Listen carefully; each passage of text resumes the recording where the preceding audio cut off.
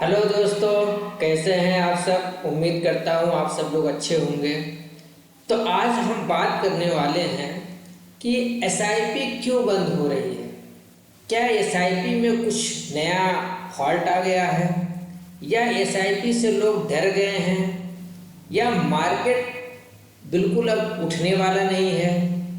इस तरीके से क्या लोगों के अंदर डर हो गया है जिस वजह से एसआईपी बंद हो रही है। तो आज इसी के बारे में हम पूरा विस्तार से समझेंगे कि आखिर हो क्या रहा है। एसआईपी का स्टॉपेज रेशियो मई 2026 में 95% तक कैसे पहुंच गया, ये कैसे हुआ, इसके बारे में अभी आगे हम जानेंगे। क्या अब एसआईपी में प्रॉफिट नहीं है कि जो एक्सपेक्ट रेशियो लेके हम चलते हैं कि इतने सालों तक हम जमा करेंगे तो हमें इतना अमाउंट मिलेगा, क्या वो चीज़ें अब एक्चुअल में रह गई नहीं रह गई हैं, या एसआईपी की जगह कुछ और लोग कर रहे हैं जिसकी वजह से एसआईपी बंद हो रही है। तो आज ये सारी चीज़ें हम एक एक करके समझेंगे। अगर आप चैनल पर नए हैं तो चैनल को सब्सक्राइब कर लीजिए, जिससे कि हमारी आने वाली सभी वीडियो की नोटिफिकेशन आप तक की मिलती रहे। तो चलिए वीडियो को शुरू करते हैं। तो दोस्तों, ये एसआईपी जो 95% तक इसका स्टॉपेज रेशियो पहुंचा है, वो कैसे पहुंचा है, 95% है क्या, उसको समझते हैं। देखिए, मई महीने में जो डेटा निकल के आया है उसमें ये चीज़ें साफ साफ लिखा गया है कि according to the data 54.16 lakh new SIP were registered in May. मतलब कि 54 लाख न्यू एसआईपी रजिस्टर्ड हुई हैं मई 2026 में। While 51.7 lakh SIP accounts were discontinue during this month. मतलब 51 लाख से ज़्यादा एसआईपी बंद हुई। तो डेटा सीधा सीधा यहाँ पे बता रहा है कि 54 लाख अगर नई एसआईपी रजिस्टर्ड हुई हैं तो जो एसआईपी चल रही थी 51,70,000 एसआईपी बंद हुई है। तो इस डेटा को स्टॉपेज रेशियो जो यहाँ पे डिक्लेयर किया गया है वो 95.46% रहा।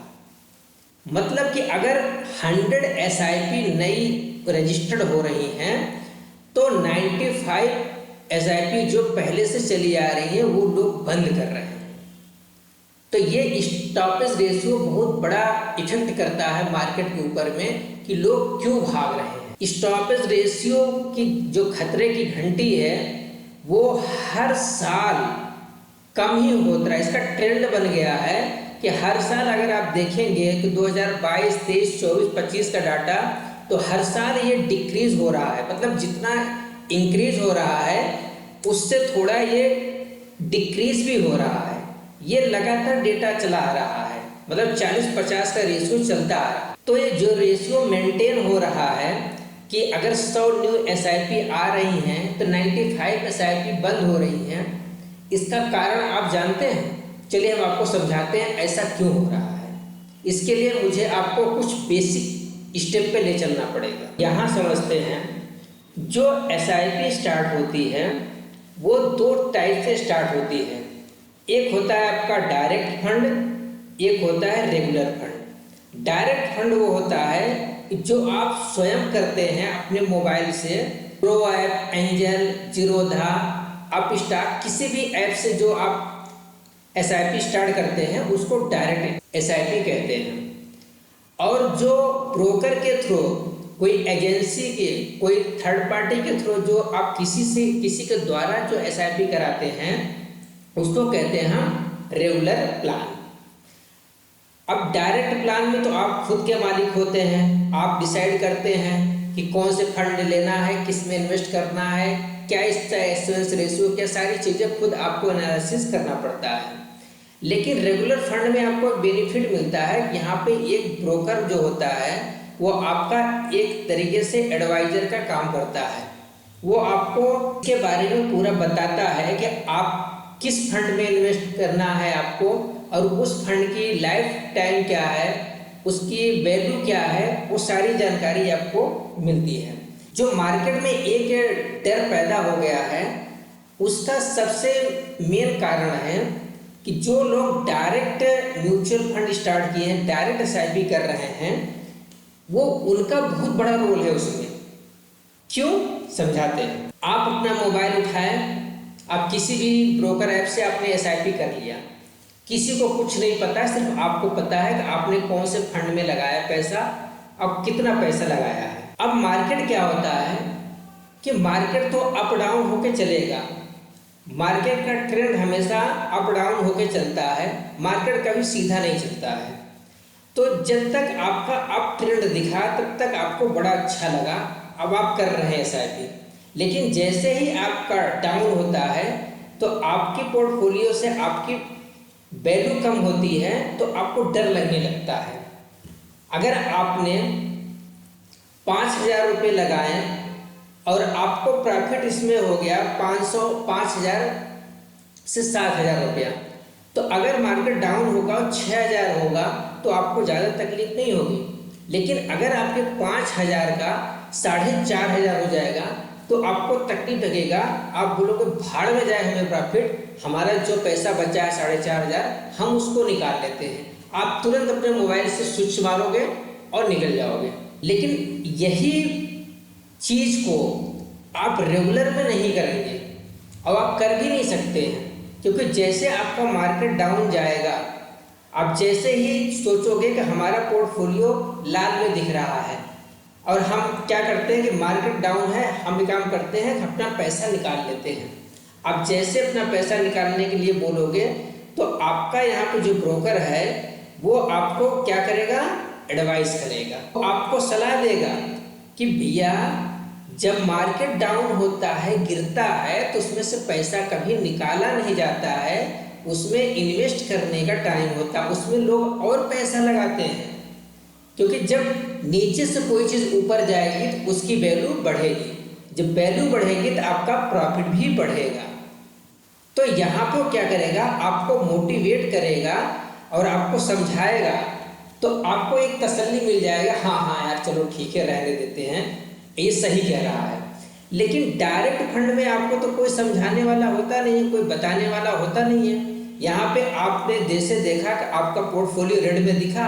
एक सबसे बड़ी कमी क्या होती है कि डायरेक्ट पोर्टफोलियो का सारा एक्सेस आपके पास रहता है, अब आप डेली उसमें चेक करते रहते हैं, डेली हमेशा देखते रहते हैं। जैसा कि मैंने अपने पिछले वाले वीडियो में भी बता रखा है कि एसआईपी का मतलब होता है कि आप अगर इसमें पैसा जमा कर रहे हैं तो आप इसमें हर महीने जमा करते रहिए और भूल जाइए कि उतना पैसा आप हर महीने आप कमा ही नहीं रहे, आप भूल जाइए। क्योंकि एसआईपी हमेशा लॉन्ग टाइम के लिए होती है, शॉर्ट टाइम के लिए आपके पास एसआईपी की ज़रूरत नहीं है। अगर आप 1 साल 2 साल 3 साल के लिए आते हैं तो ये एसआईपी आपके लिए नहीं है। एसआईपी में अगर आप लंबे टाइम तक टिकेंगे तभी आप उसका फ़ायदा उठा पाएंगे। इसीलिए लोग कहते हैं कि 99% लोग एसआईपी से करोड़पति नहीं बनते, 1% वही बनते जो पेशेंस रखते हैं। अब आपको हम एसआईपी की ताकत दिखाते हैं कि क्या होती है एसआईपी की, जो इतना लोगों ने डर डर के अपनी एसआईपी बंद कर दिए हैं, उसकी वैल्यूएशन आपको मैं समझाता हूँ। अगर आप 3,000 रुपये की एसआईपी सिर्फ 2 साल के लिए करते हैं, 2 ईयर के लिए अगर आप करते हैं, और एक्सपेक्टेड रेशियो तो आप ये मान के चलो कि हम 7% ले लेते हैं, लेकिन 7% में नहीं, आपको 5% ही लेना पड़ेगा।